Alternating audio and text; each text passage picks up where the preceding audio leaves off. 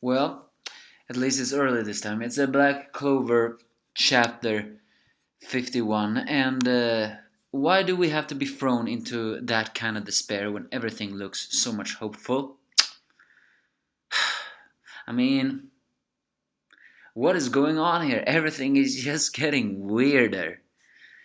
Last time, with the help of Gauche, they managed to reflect the Licht power. It's not enough to kill him, of course, but it's enough to completely nullify him. As each and everyone congratulates each other, except for the teleportation guy. They Licht somehow says to Gauche that he couldn't bring himself to hurt him. What? What do you mean by that? Are you telling me you didn't want to hurt him? Okay, now it's theory time. What are you saying? Are you saying that Gauche is some kind of distant relation to your mana-loving tribe? Or is that for some reason some kind of family member? Or just someone that you have chosen as a new host or whatever? The truth will come to light. Yeah, right. When will that be?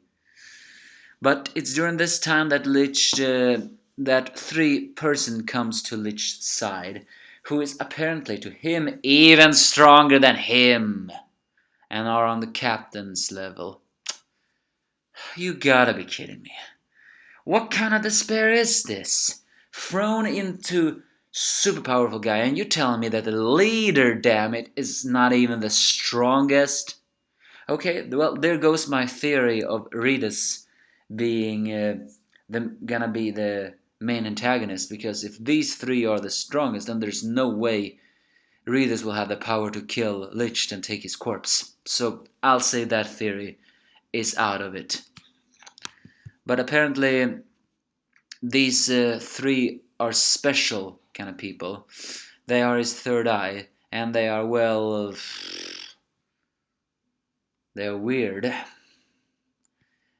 One of the guys, a lazy guy who apparently has some kind of imitation magic. He can copy all kinds of magic there is. He seems to be lazy. The other one is a guy who looks like a beast, who is almost talking like a beast. And the third is a girl who, well, how do we describe her? I know there's a word to describe her, but I don't want to say yandere, but emotional damaged? The fact that all her words is hateful.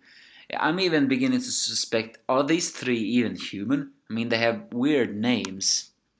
Because according to Licht, the reason why a three clover is a symbol in Clover Kingdom is because each of the clover represent a positive emotion.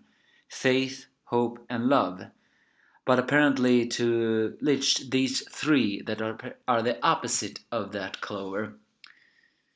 And their names are, the lazy one is called Liar the Faithless, who can use imitation magic.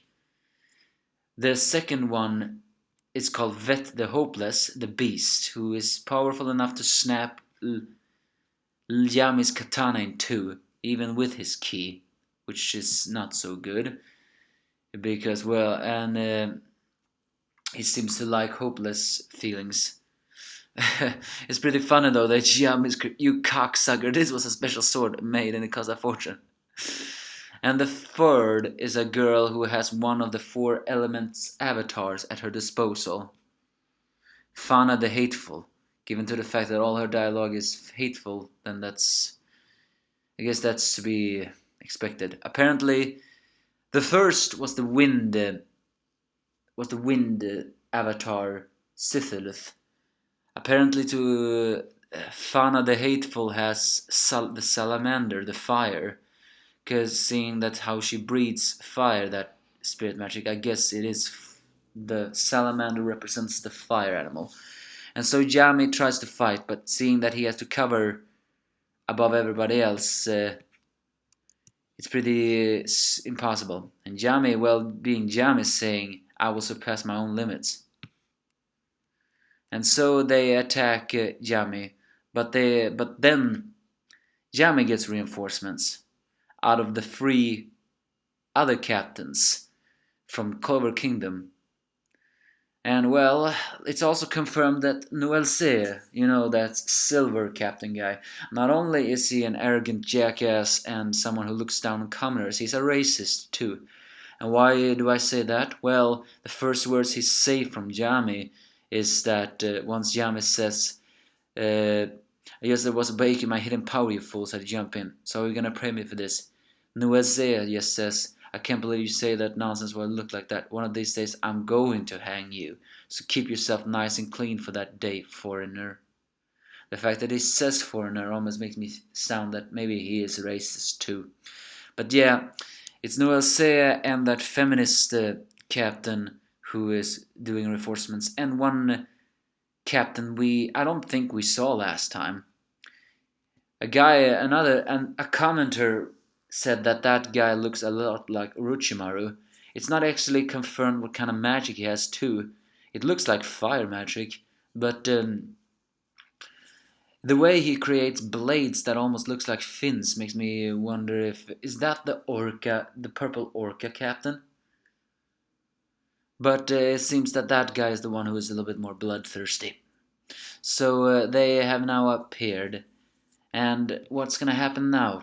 Well, for me, this arc has been a little bit pushy. I mean, the suspense and hype have never slowed down a single bit. But now we're getting to a statement where fighting. When is it gonna end? And how much despair or hope are you gonna throw into us until everything is over? Moreover, I wanna go back to Aster leveling up again. The fact you are throwing everything in his face and just how powerless he is. But this is basically this chapter. Well, we got some weird rumor that Licht is connected to Gorsh somehow, and whatever it is, Gorsh doesn't know. So it's some kind of hidden potential. Moreover, he has 3 opposite Clovers. And again, Licht is such a hypocrite. He wanna answer fire with fire, then fine. But the fact that he has these kind of creatures that are the opposite of emotion, whatever kingdom they're gonna create is gonna be a dictatorship. And so they are now gonna fight. The Blue Rose captain, I forgot her name, but we will probably hear it tomorrow. And a new captain. Whatever is gonna happen now is gonna be fighting. Let's just see how dangerous these 3 opposite Clovers are when facing against these kind of captains who are fresh on fighting. Give me your thoughts if you have any.